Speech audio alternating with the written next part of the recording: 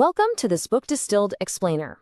Listen, most people are never going to discover what they're actually capable of. You know, we're born with this unique biological code, this completely dormant power inside of us, and yet the vast majority of us die having never even unlocked it. Today, we're confronting a pretty terrifying reality. We're going to look at the massive psychological gap between the deeply average and the undeniably extraordinary. It's a crucible of potential, and the real question is, are you going to survive it? See, we just kind of drift. Entire lives are literally wasted chasing comfort. We consistently choose the anesthesia of safety over the brutal, agonizing climb toward our own greatness. Think about it. The modern mind is basically built to seek shelter, right? To avoid friction at all costs, to just settle into this predictable, numb routine where nothing ever really hurts. But here's the brutal truth. That comfort is a slow poison. The greatest loss in human life isn't losing your money or your status or your youth. The greatest loss is unrealized potential. It's reaching the final moments of your life and realizing you're dying before you ever found out who you actually could have become. Part 1. The Tragedy of Average. So let's start by examining this invisible sickness that's infecting the modern human condition. And the scary thing is, this decay doesn't happen overnight. It happens in these tiny micro-compromises. It happens when we abandon our deepest, truest inclinations just so we can fit in. The average mind is terrified of obscurity, completely obsessed with validation.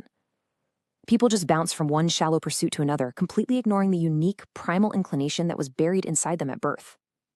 I mean, think about the last time you abandoned a goal simply because no one was clapping for you. That right there is the anatomy of the drifter. They switch goals the second it gets hard, never committing deeply enough to trigger any real transformation. They spend decades basically walking in circles, simply because walking in a straight line hurts way too much. We're caught in this fundamental conflict between our deep nature and our surface ambitions. Modern society explicitly rewards the speed of the distracted, scanning animal. It wants you to consume quickly, react instantly, conform silently, and just move on. The whole system is basically designed to keep you superficial. But true greatness, it demands the agonizingly slow, deliberate patience of long-term thinking. It requires a relationship with time that most modern minds literally refuse to tolerate. You are being asked to trade the cheap thrill of today for a profound power that might not even manifest for another 10 years. Part 2. Finding Your True Calling. Breaking free from this tragedy requires a profound, highly uncomfortable awakening. You have to undergo a violent separation from the herd. You literally must strip away the expectations of your parents, the judgment of your peers, and the toxic narratives of society. You have to quiet that deafening noise so you can actually hear the soft primal fascination that genuinely pulls you forward. And look, this isn't about finding a cute hobby that makes you smile. This is about identifying a path that possesses you with an almost gravitational force. If you're doing it for the crowd, if you're constantly looking over your shoulder to see who's watching, you're already on the false path. Mastery begins the exact moment the pursuit of applause ends. To find this unique path, greatness requires you to identify the specific subjects that spark your deepest, almost childlike curiosity. Think back to before you were told what was practical, before you were taught what was lucrative. There was something that endlessly fascinated you. You've got to completely reject what is safe or impressive to other people and follow what is fundamentally true to your nature. This pure intrinsic motivation isn't just a nice, fuzzy feeling. It's your only defense against the crushing pain that's coming. Because when the applause fades and when the work becomes absolutely unbearable, only this pure pre-verbal fascination is going to keep you standing. Part 3. The Silent Apprenticeship. Because once you actually identify that calling, the glamour vanishes instantly. There are no cheering crowds here, guys. There's no immediate payoff. This first multi-year phase is a deep descent into utter humility. You enter the grueling crucible of the obscure apprenticeship, which is the hidden foundation of literally every master who has ever lived. During these years of obscurity, you have to observe power dynamics silently. You must embrace repetitive, mind-numbing tedium. You have to learn the unspoken rules of your field before you ever attempt to break them. Beginners vastly underestimate this stage. They want the crown without carrying the weight. They want the title without the terrifying sacrifice of time. To survive this phase, you have to submit to absolute reality. This is the crucible of practice. First, you embrace extreme tedium. Second, you push relentlessly through points of failure. And finally, you hardwire the knowledge directly into your nervous system. Growth only happens at the bleeding edge of your competence, in the exact moment where you feel like you literally cannot go any further. Think about the last time you wanted to quit, when something got overwhelmingly hard. Well, that exact moment is where the master begins. Average effort just creates average results. Greatness demands extreme, deliberate practice that pushes you precisely to the point where it hurts. Average individuals are naturally going to refuse to endure this.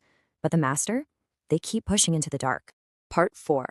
The War Against Distraction.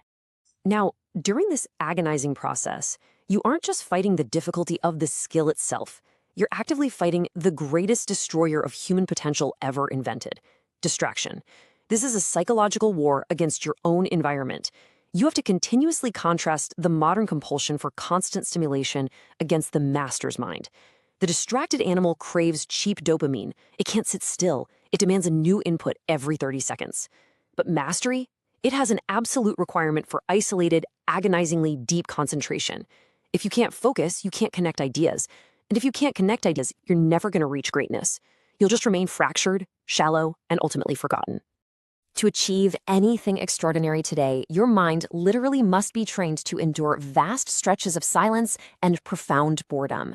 You have to battle the constant digital stimulation, the brutal trap of comparison, and the sheer terror of just being alone with your own thoughts. The shortened attention spans of our era are the absolute enemy of greatness.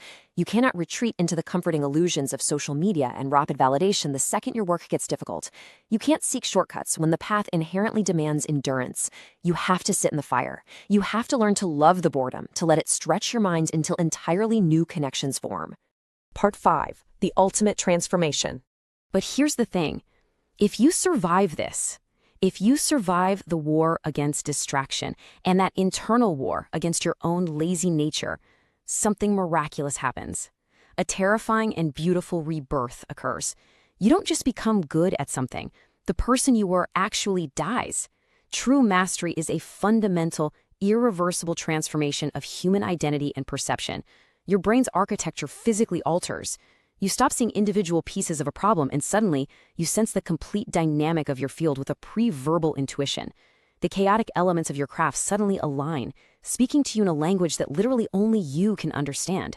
The mind expands to the dimensions of reality itself. You're no longer memorizing rules, you're writing them. The master possesses this fluid, high-level intelligence that makes them completely adaptable, unshakably confident, and dangerously effective in a chaotic world. They don't just react to their environment anymore, they bend it to their will. When others panic, the master sees patterns. When others see dead ends, the master sees hidden doors. This is the ultimate reward for the decades of silent agony. You become a literal force of nature, operating on a frequency that average minds cannot even perceive. Part 6. The Cost of Greatness. So we arrive at the ultimate ultimatum. You have to choose between who you are right now and who you could theoretically be. Why does greatness remain so incredibly rare? I'll tell you right now, it is not a lack of talent. It is not a lack of opportunity. It's because they quit when it hurts. They seek immediate shortcuts. They cower from failure. They flat out refuse the sacrifice. Most people will simply never reach this level because they lack the psychological resilience.